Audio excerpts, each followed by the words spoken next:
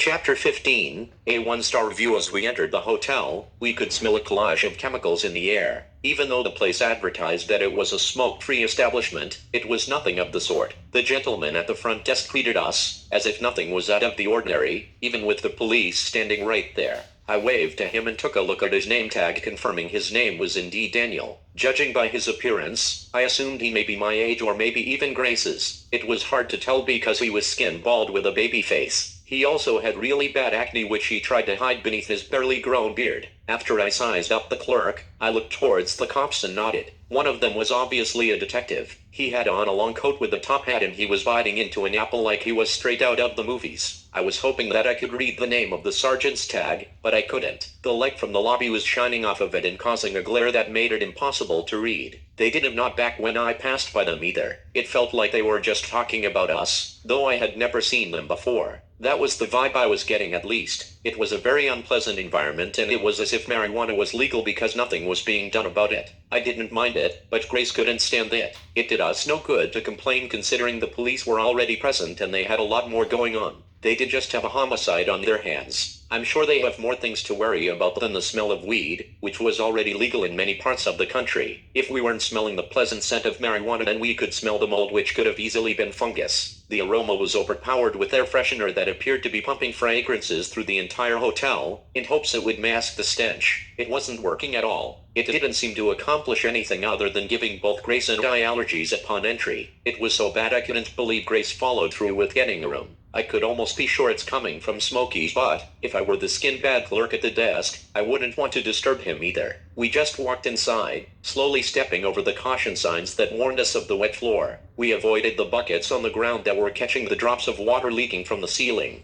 To do so, we had to step over the stains of coffee that were on the lobby floor next to it. That was the only way we could get to the couple steps that led up to the hallway. It was hard not to react to the sounds of sex coming from every other room, while we made our ways towards our shithole of a stay. The walls were so thin you would think the hotel was being held up by nothing but wallpaper. The hallway was so tight I felt like I could almost touch my elbows to the walls. On top of that, the ceilings were so low, every scent from the place seemed to pool together. We had to rush through the hallway as fast as we could, trying not to draw attention to ourselves as we did. When we finally got to our room, it had one king-size bed. This was a complete shock to me. I didn't expect us to spend the night together, let alone share a bed. Was she taking this role-playing thing too far? Are we actually a couple now? I mean, we were acting like we were an item to those we made conversation with, but I didn't expect her to book a room with one bed. We never made anything official and I had been far from perfect. Things weren't adding up. I was perplexed, but I was more confused than anything else. I have to admit, the sight of the room and the one king-size bed took my mind off of everything else for a minute. Before I got ahead of myself, Grace said, "Sorry, this is all they had," before closing the door. The parking lot was pretty full, so I wasn't sure if she was being truthful with me. She had no reason to lie and I still wasn't sure what her intentions were. I didn't want her to think I expected anything from her in return after she had already done so much for me and my family. "You had a long day, so you can take the bed if you want," Grace said with a smile. I looked at her and I replied, "No, you can take the bed, I like the floor," before throwing my bag onto the chair across the room. I had never been in this situation before.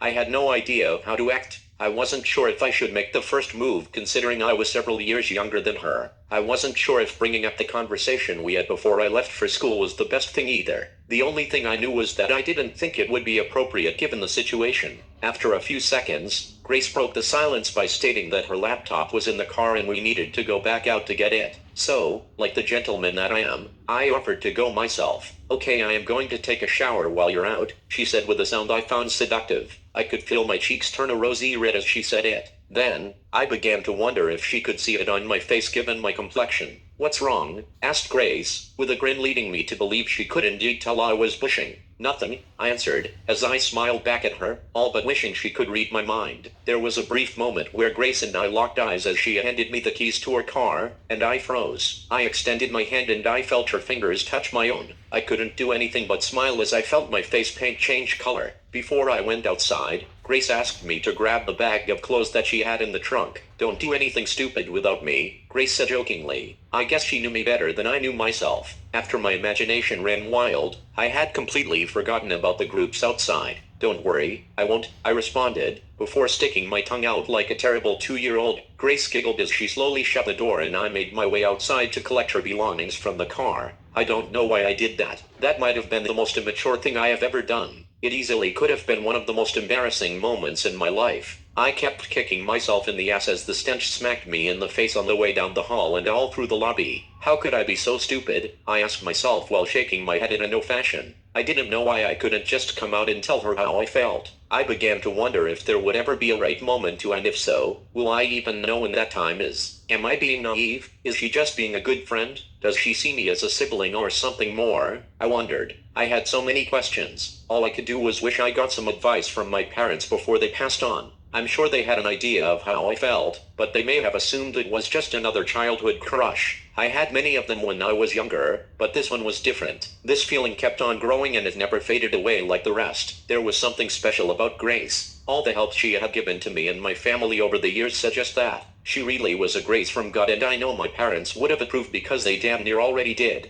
The only thing left for me to do was tell her how I felt before it was too late, and I lost another loved one. On my way out to the car, I could hear the police. They are still talking to the crater-faced clerk up front. I took out my phone to act like I was on a call and not paying attention, but I could only make out a smidgen of what they were saying. I overheard Skinbad tell the detective that he didn't have access to the cameras. I slowed down my pace so I could hear the rest. He said they would have to wait until the morning when a manager was present. That was enough for me because I planned on speaking with the manager myself. While I continued to make my way outside, I looked around to see where all the cameras were located. Everything appeared to be the same, but the mobs of people had depleted. They either went back to their rooms or they weren't guests of the hotel to begin with. All the other cars were still present and parked in the same spot, all but the van that I didn't catch the name of. That one was gone. When I finally walked over to Grace's car, I opened the door and didn't see anything, besides a Hello Kitty stuffed animal that I got for her years ago. It was sitting in the back seat, but nothing else was back there. I went to the trunk and popped it open. Inside, I saw a couple bags of clothes and a bag she kept her laptop in. I grabbed them all. I also decided to take the Hello Kitty from the back seat because I felt like she brought it with her for a reason. On my way back to the hotel room,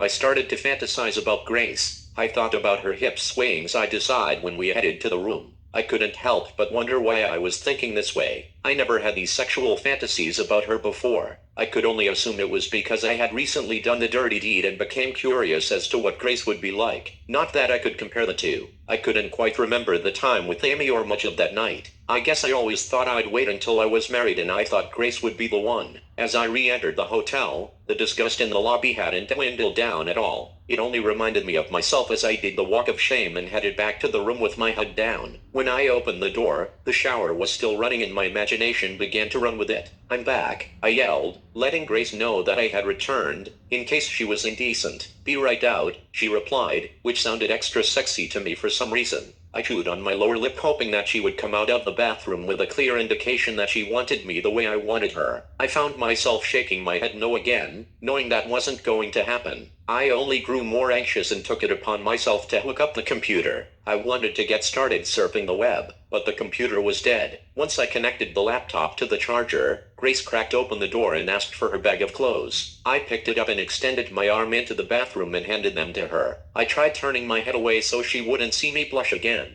"Thanks, you're so sweet," Grace said, accepting the bag of clothes from me. A little too sweet, I thought to myself, realizing I may have missed another chance to tell her how I felt. Nevertheless, I had to remain focused. I couldn't let myself get distracted by what could have been. I needed to remain in the here and now and focus on what I can do tonight. No sooner did I let it go like some Disney princess, Grace emerged from the bathroom, looking prettier than any royalty that I've ever seen. She had her hair up in a towel and another towel wrapped around her body, covering the places that mattered most. My breath was sucked out from my lungs in an instant as my heart skipped a beat. I couldn't speak. I couldn't seem to find the words that would perfectly describe just how beautiful she was. Grace didn't need makeup, designer clothing, accessories, or anything of the sort. She didn't need to have her hair done either. She was still breathtaking, even with her hair and body completely covered. She was a natural beauty, a true work of art, a unicorn, as my father would say. Then, as I struggled to speak, Grace bent over to let her hair out to dry. Once again, I became a crazy cartoon character. I could have sworn that I felt my jaw hit the floor and my tongue roll out of my mouth as I drooled. Wow, I said, out loud after I told myself not to say a word. Grace looked up at me and said, "What?" indicating that she may not have heard me after all. I literally bit down on my tongue as I didn't know what to say.